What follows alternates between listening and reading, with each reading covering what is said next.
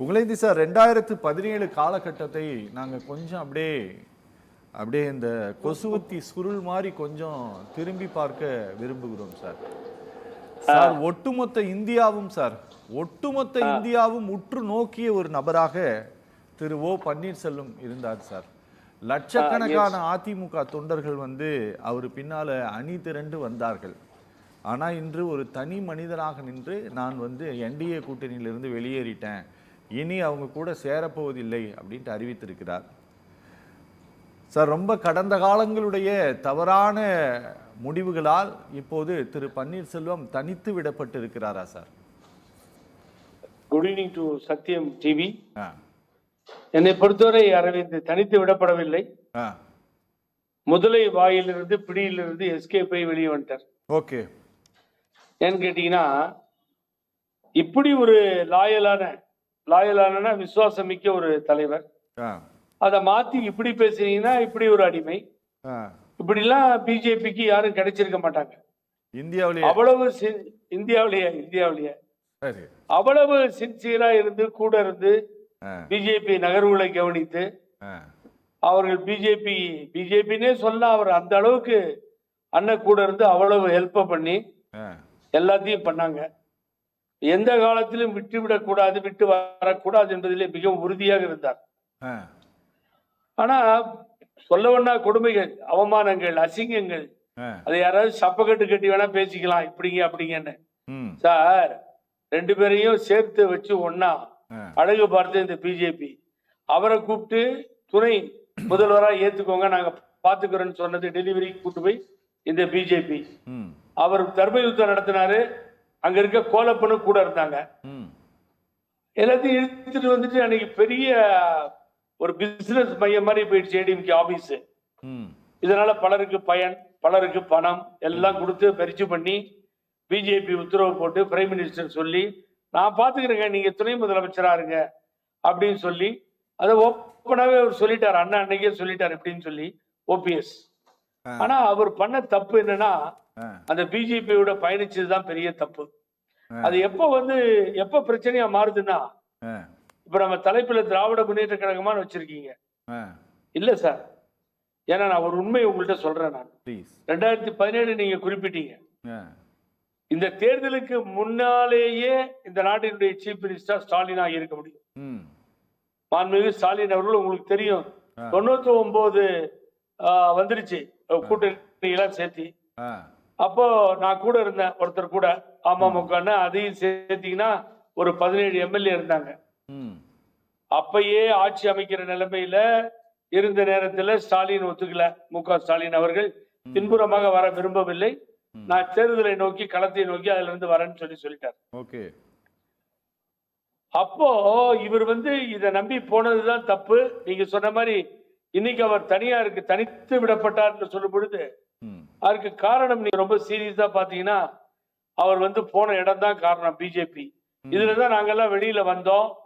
இன்னைக்கு பண்ருட்டியார் அதை எடுத்து சொன்னார். அவர் பல காலமா யார் பேச்சையும் கேட்கறது இல்ல, கோலப்பன் சார் தெரியும். முடிவா இன்னைக்கு ஒரு முடிவு எடுத்து தப்பிச்சு பிஜேபியில இருந்து வெளியே வந்துட்டார். ஆனா நீங்க சொன்ன மாதிரி இனிமேல் தான் ஸ்ட்ராங்கான முடிவு எடுக்க வேண்டும். அன்னைக்கு கூட பாத்தீங்கன்னா எல்லா பிரசையும் உட்கார வச்சு காரணத்தை சொல்லிருக்கணும். ஐயா, ரெண்டு பேரையும் பார்க்காம எடப்பாடி பழனிசாமி மாத்திரம் கூட்டு வச்சு டெல்லியில பார்த்தாங்க, அவமானம் பண்ணாங்க. 2-3 தடவை லெட்டர் கொடுத்து என்ன பார்க்கல, கூப்பிடவே இல்லை. நான் ஒரு 3 முறை முதலமைச்சரா இருந்தவன், அம்மா கூட இருந்தவர். ஆகவே இவர் ஏதோ நாட்டில இருந்து புதுசா குதிச்ச மாதிரி நினைச்சுக்கிட்டு மோடி அது கேட்டவருக்கும் அவமானம், பார்த்தவருக்கும் அவமானம் சொன்னேன். அவர் கியூல நிக்க வச்சு ஒரு நிமிஷம் பார்த்து அவரையும் அனுப்பிச்சிட்டாரு. அவர் கோபமா கார் எடுத்துட்டு சேலத்துக்கு வந்துட்டாரு. இது நடந்தது தானே. அப்பதான் என்ன ஆச்சுன்னு கேட்டீங்கன்னா, இந்த மிஸ்டர் கோலப்பன் மாதிரி இந்த மாவட்ட செயலாளர்கள், அமைப்பு ரீதியா இருக்க செயலாளர்கள், மற்றவர்கள் எல்லாருமே இல்ல, நாங்க வெளியில ஏறோம், நாங்க சரியா வரமாட்டோம், நீங்க தயவு செஞ்சு பிஜேபியோட கூட்டணி வச்சு கூடாது, தொடரக்கூடாதுன்னு ஒரு பெரிய நிர்பந்தமான சூழ்நிலை ஏற்பட்டு விட்டது. அததான் அவரால் முடியாம எல்லோருடைய இறுதி கருத்தையும் கேட்டு ஒரு முடிவை எட்டி, இனி இந்த பிஜேபி சாவகாசமே வேண்டாம், பலர் வேற வேற கட்சியில இருந்து மாறி போய் பிஜேபிக்காக பேசிட்டு இருக்கலாம், அது அல்ல சார். ஒரு கட்சியை உடைக்க வேண்டும், ஒரு கட்சி தலைவர்களை அவமானப்படுத்த வேண்டும், ஒரு கட்சியினுடைய தலைவர்களை அசிங்கப்படுத்த வேண்டும் என்று சொன்னால் அது பிஜேபி மாதிரி ஒரு இயக்கம் தான் செய்ய முடியுமே தவிர நாட்டுல வேற எந்த இயக்கமும் செய்ய முடியாது. இனி என்னுடைய கருத்தை நான் பதிய வைக்கிறேன். இனி இந்த ஒருங்கிணைப்பு, இந்த உரிமை மீட்பு குழு, தொண்டர்கள் குழு எல்லாம் தேவை. இந்த இந்த இப்ப இருக்கிறது உங்களுடைய கொஸ்டின் மார்க் என்னன்னா, தனித்து விடப்பட்டாரான்னு கேட்டீங்க. இல்ல, இன்னமும் அவருக்கு அரசியல் இருக்கு. எப்படின்னு கேட்டீங்கன்னா, அவர் அதிமுக தான் சொல்லணும், அதிமுக என்னுடைய இதுன்னு சொல்லணும். ஏன்னு கேட்டீங்கன்னா, இன்னும் எலெக்ஷன் கமிஷன் எந்த முடிவையும் எட்டல. இன்னைக்கு வந்திருக்க சிவில் கோர்ட் கொடுத்த ஜட்ஜ்மெண்ட்ல நீட்டா ஒரு தீர்ப்பு, civil dispute as per the supreme court direction. இந்த சிவில் டிஸ்பியூட் முடிகிற வரைக்கும் எடப்பாடி பழனிசாமி யாரையும் மெம்பர் இல்லைன்னு சொல்ல முடியாது, எடுத்தது செல்லாதுன்னு இன்னைக்கு தீர்ப்பு வந்துருச்சு. தேர்தல் ஆணையத்தை பொறுத்த வரைக்கும் இன்னமும் ஒருங்கிணைப்பாளரா உள்ளதா இருக்காரு, டிஸ்பியூட் ஃபைல்ல இருக்கு. ஆகவே இவர் அதிமுக பெயரில் இந்த தொண்டர்கள் உரிமை மீட்பு குழு தூக்கி போட்டு ஃபைட் பண்ணி first time A form B ஃபார்ம்ல சைன் பண்ணா, இது வரைக்கும் சைன் பண்ணல அரவிந்த். எவ்வளவோ சொல்லியும் கேட்கல, கேஸ் ஜெயிச்சு கொடுத்தும் கேட்கல. அப்ப அதுல சைன் பண்ணிட்டாருன்னா ரெட்டை இலைய இப்ப ராகுல் காந்தி சொன்னார் பாருங்க, இந்த நாட்டுல பீகார் பிரச்சனை இல்ல, தேர்தல் ஆணையம் தலையிட்டு வாங்கி கொடுத்துடலான்னு. உச்ச நீதிமன்றம் வரை செல்வோம், வாங்கவே முடியாது. இந்த ரெட்டை இலை பழனிசாமிக்கு கிடைக்காது. பழனிசாமி அதிமுக பிஜேபி நடுவுல தான் நிக்கணும். இந்த நிலை ஏற்பட்டு விடும். அதை கரெக்டா கொண்டு போகணும். இனி ஸ்ட்ராங்கா இருக்கணும், எதிர்த்து நிக்கணும், பிஜேபி எதிர்த்து நிக்கணும், காம்ப்ரமைஸ் பண்ணா போக கூடாது. இவர் அதிமுக இவர் சொல்லணும், அதான் உரிமையை கொண்டாட வேண்டும். புகழேந்தி சார், இந்த காலமும் நேரமும் இந்த அரசியல்ல எவ்வளவு பெரிய மாற்றங்களை எல்லாம் கொண்டு வருது அப்படிங்கறத ரொம்ப கண்கூடாக அதிமுகவில் நடந்து கொண்டு இருக்கக்கூடிய சம்பவங்கள் ரொம்ப வெளிச்சம் போட்டு காட்டி கொண்டு இருக்கிறது சார்.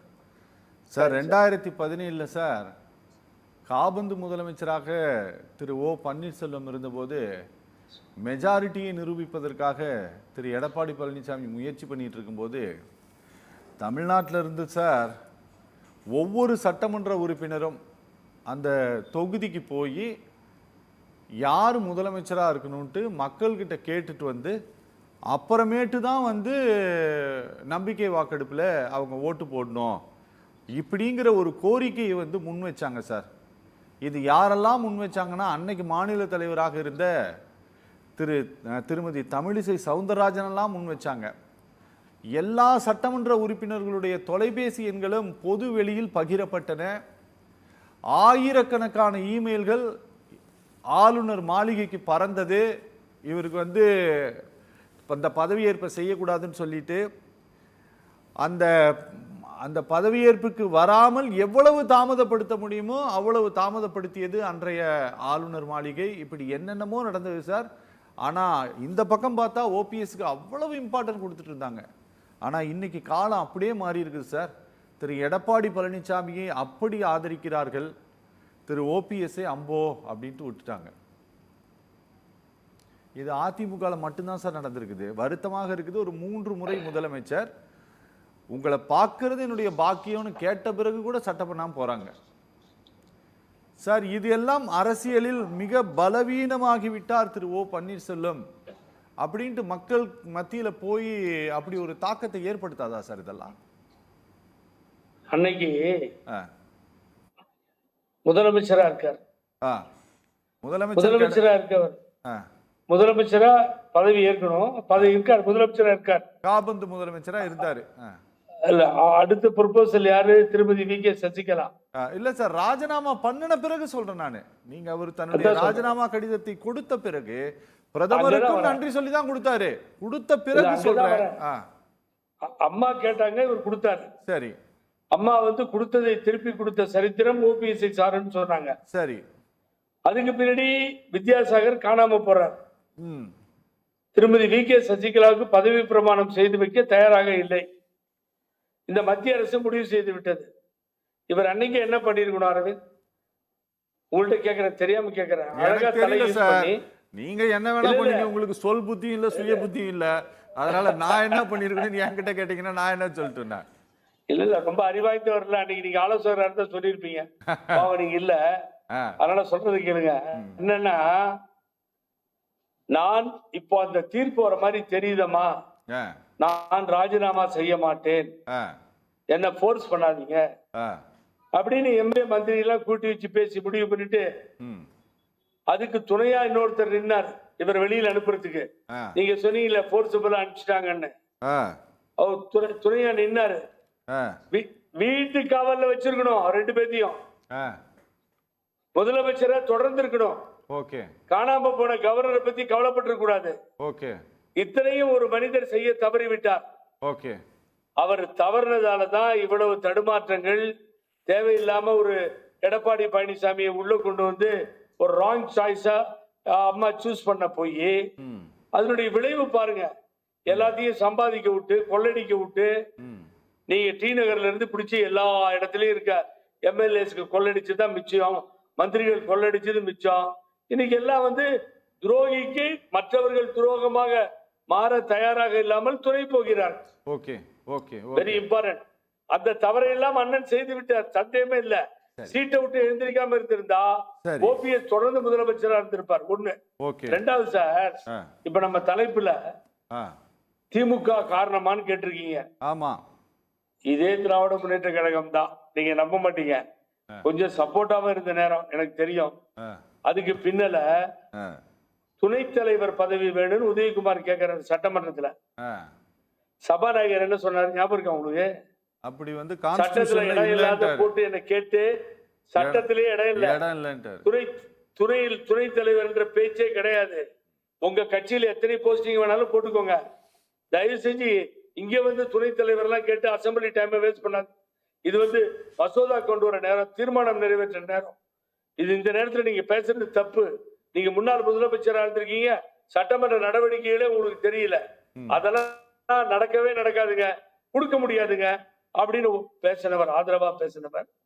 அதற்கு பின்னால திடீர்னு முதலமைச்சர் சொன்னார், முதல்வர் சொன்னதின் அடிப்படையில் நாங்கள் உதயகுமாரை துணைத் தலைவராக ஏற்றுக்கொள்கிறோம் சொன்னாரா இல்லையா? நடந்ததா இல்லையா? நடந்தது. முதல் வரிசையிலேயே உட்கார்ந்து பழக்கப்பட்டவர், பல ஆண்டு காலம் அம்மாவிடம் இருந்தவர், முதல் வரிசை அவருக்கே உரித்தாக்கப்பட்ட முதல் வரிசையில் இருந்தவர் பின் வரிசைக்கு தூக்கி எறியப்பட்டார். அந்த சம்பவமும் திராவிட முன்னேற்ற கழக ஆட்சியில் தான் நடந்தது.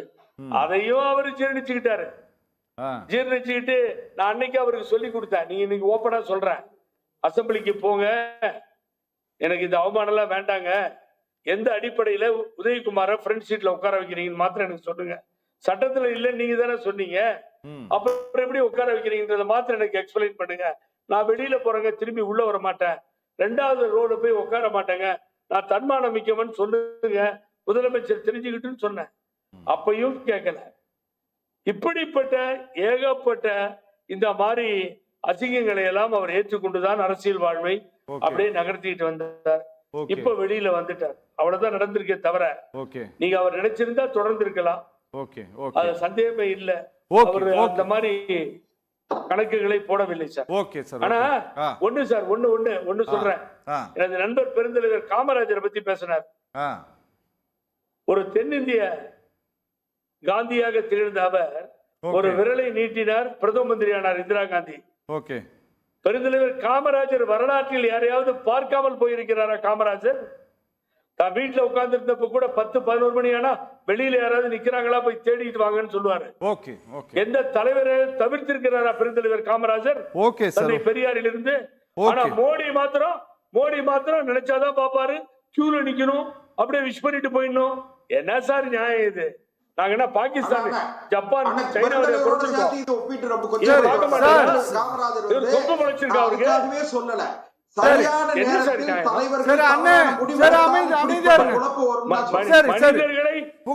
மனிதர்களை பார்க்க, மனிதர்களை ஹியூமன் பீயிங், மனிதர்களை பார்க்க மோடிதான்